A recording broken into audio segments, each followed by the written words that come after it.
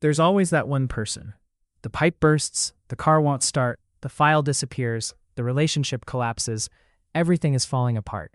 And while everyone else panics, they go quiet. Not emotionless, not robotic, just steady. They stare at the problem for a second like they're already halfway inside it, mentally turning it over, looking for the weak point. Then they start doing something. And meanwhile, everyone else is standing there wondering why their own nervous system immediately interpreted the situation as the end of the world. So what actually separates these people from everyone else? Because it's probably not what you think. It's not intelligence. It's not genetics. And surprisingly, it's not even experience most of the time. The difference starts much earlier than that. Back in the late 1970s, psychologist Albert Bandura introduced a concept called self-efficacy. And underneath all the academic language, self-efficacy basically means this: your belief that you can handle what's in front of you. Not a vague optimism, not everything happens for a reason, not blind confidence, something much more practical. I've handled things before. This problem is difficult, but solvable. I might not know how yet, but I can figure it out. Bandura discovered something fascinating. People who believed they could influence outcomes persisted dramatically longer when things got difficult. They tried more solutions, recovered from failure faster, panicked less, adapted more, not because they were more capable at the start, because they believed effort mattered. And once you notice this, you start seeing it everywhere. Think about the first time a child successfully fixes something, not something huge, something tiny. They reconnect a loose cable and the TV turns back on. They restart the frozen computer and it works. They patch the bicycle tire. They stop the bleeding from a scraped knee. They solve a problem without an adult stepping in. That moment changes something deeper than the situation itself, because suddenly the world stops feeling completely uncontrollable. It becomes interactive. The child realizes, I can affect reality. And once someone experiences that enough times, their relationship with problems changes permanently. A broken thing no longer automatically means danger. It becomes a puzzle. Bandura called these moments mastery experiences. And decades of research consistently show they are the strongest source of self-efficacy humans have. Not compliments, not motivational speeches, not being told you're capable. Actually doing difficult things yourself. That's what rewires people.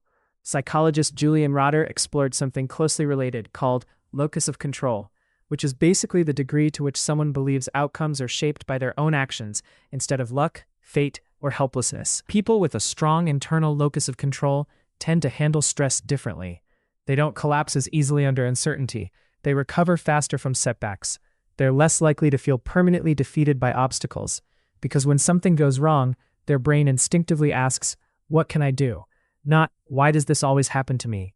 And this difference sounds small, until you realize it shapes almost every decision a person makes.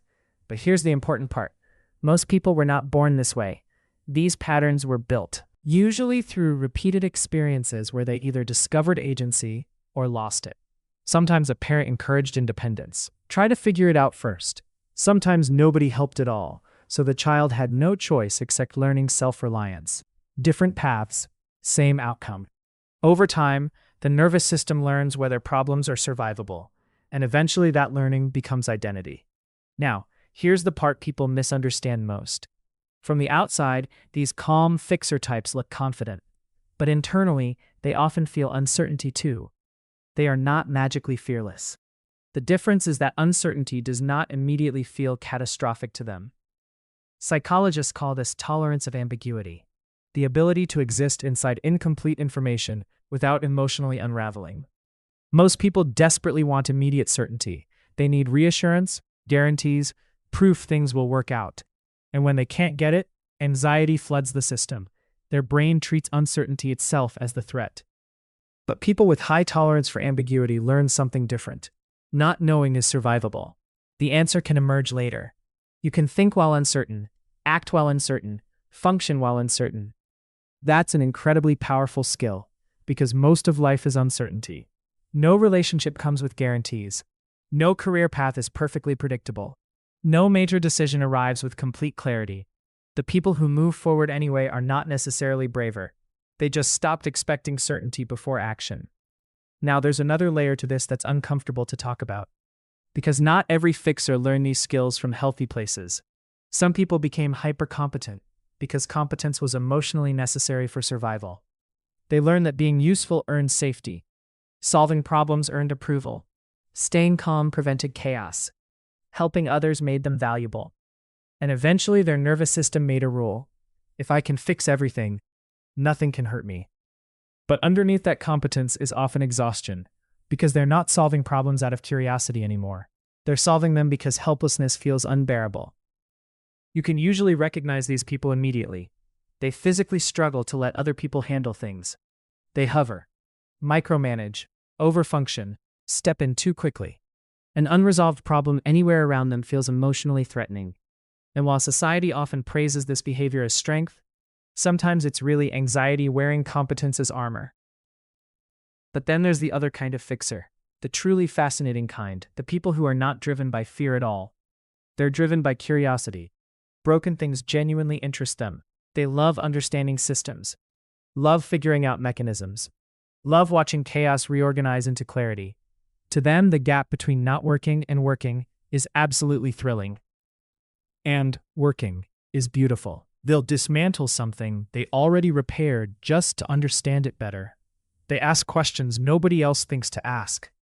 They get excited about details most people ignore, not because they need control, because they genuinely enjoy learning how reality functions. And spending time around people like this changes you, because they quietly demonstrate something important. Most problems are movable, not instantly, not perfectly, but gradually. You can put your hands on reality and affect it. That idea alone changes people's lives. Now, maybe while listening to this, you realize something. Maybe you're one of these people. Maybe you've spent years solving problems so automatically that you never stop to wonder why uncertainty doesn't scare you the same way it scares other people. Or maybe you realize the opposite. Maybe you realized your instinct has always been avoidance, freezing, waiting for rescue, handing difficult things to someone who seems more capable. And if that's true, I want you to understand something carefully. That response is not a character flaw. It's learned, which means it can also be unlearned, because self-efficacy is not fixed. Bandura's entire body of work points toward this exact conclusion. People build confidence through accumulated evidence, tiny moments, small wins, repeated proof. You tighten the screw yourself. You make the difficult phone call. You try something unfamiliar and survive it. You stop waiting for someone else to rescue you from your own life. That's how the nervous system changes. Not through motivation, through experience. And eventually, after enough moments like that, something subtle happens. Problems stop feeling like verdicts and start feeling like puzzles.